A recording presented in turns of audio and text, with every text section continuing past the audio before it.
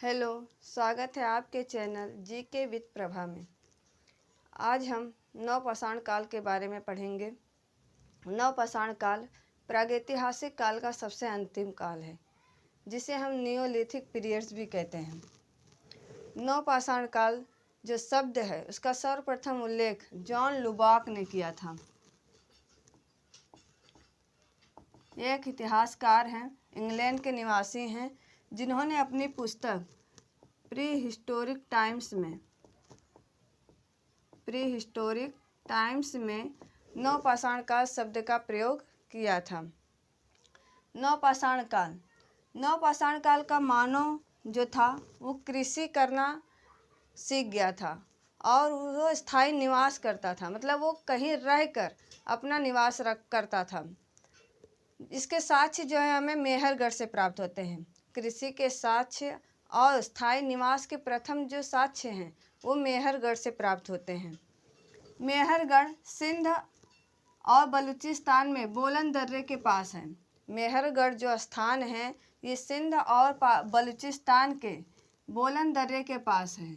मेहरगढ़ की जो खोज है ये 1974 में फ्रांसिस टीम थी, जिसमें से प्रमुख थे जीन फ्रांसवा जारिंगे और उनकी पत्नी कैथरीन जारिंगे।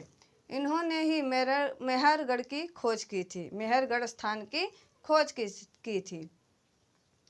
नवपाषाण कालीन जो पत्थर थे उसका जो प्रथम साक्ष्य टोंस नदी के किनारे मिला था, जो उत्तर प्रदेश में है। नवपाषाण कालीन जो औजार थे उनके प्रथम साक्ष्य टोंस नदी के किनारे मिले थे, जो उत्तर प्रदेश में है, और इसकी खोज की थी 1860 में लैनमे सूरियर ने। इसकी जो खोज है की थी 1860 में लैनमे सूरियर ने। जो औजार होते थे वो हत्थे युक्त होते थे, पॉलिशदार होते थे, जैसे हत्थे युक्त कुल्हाड़ी, हसिया, ओखली, मूसल, छुरी।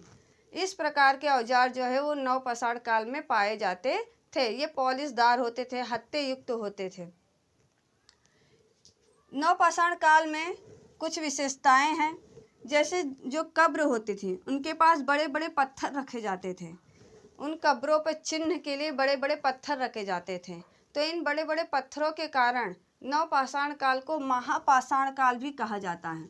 नवपाषाण काल को महापाषाण काल कहा जाता है, क्योंकि यहाँ पर कब्रों को बड़े बड़े पत्थरों से ढका जाता था।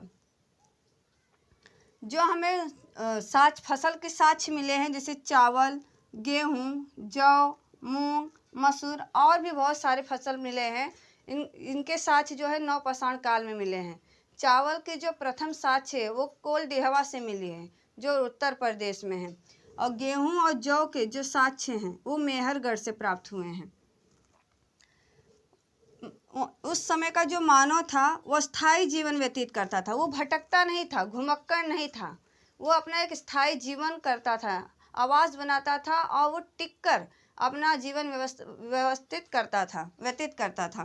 बस्तियां बनाकर रहता था, पशुपालन करता था। पशुपालन तो मध्यपाषाण काल से ही आरंभ हो गया था और यहाँ पर और ज़्यादा विकसित हो गए थे।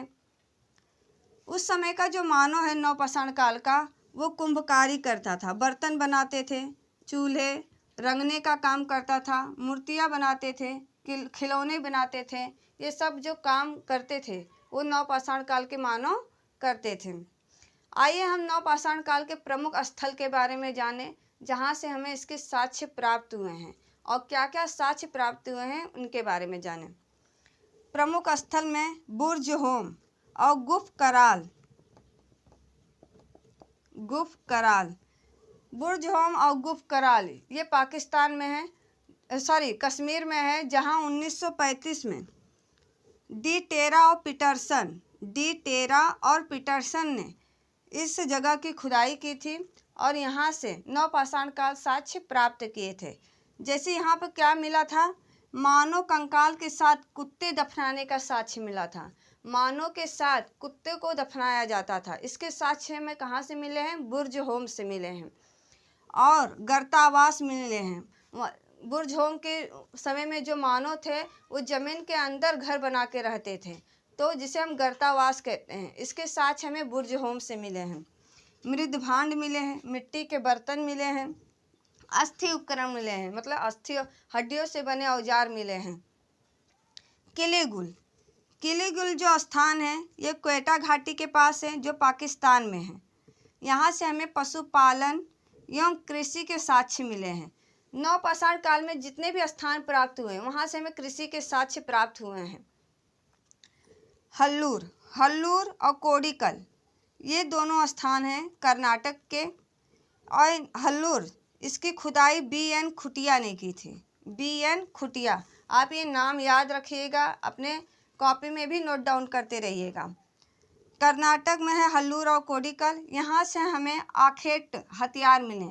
आखेट हथियार मतलब शिकार के हथियार मिले हैं और कृषि के साक्ष्य प्राप्त हुए हैं। चिरांद, चिरांद जो स्थान है ये बिहार में है। चिरांद जो स्थान है वो बिहार में है, सारण जिले में, बिहार के सारण जिले में। 1877 में इसकी जब पहली खुदाई की गई थी, W हंटर ने की थी, W हंटर ने की थी। लेकिन नवपाषाण काल का जो साक्ष्य प्राप्त हुआ था वो डॉक्टर BP सिन्हा को प्राप्त हुआ था। जो बड़े पैमाने पर नवपाषाण काल का जो साक्ष्य प्राप्त हुआ था वो डॉक्टर BP सिन्हा को चिरांद स्थल से प्राप्त हुआ था। यहाँ से हिरण के सिंग प्राप्त हुए थे। आप ये याद रखिएगा क्योंकि ये बहुत ही प्रमुख है। चिरांद से हमें हिरण के सिंग प्राप्त हुए थे। मास्की और ब्रह्मगिरी ये कर्नाटक के स्थान है। यहाँ से भी पशुपालन और कृषि के साक्ष्य प्राप्त हुए हैं। संगनकल्लू 1946 में B सुब्बाराव ने इसकी खुदाई की थी और ये संगनकल्लू कर्नाटक में है।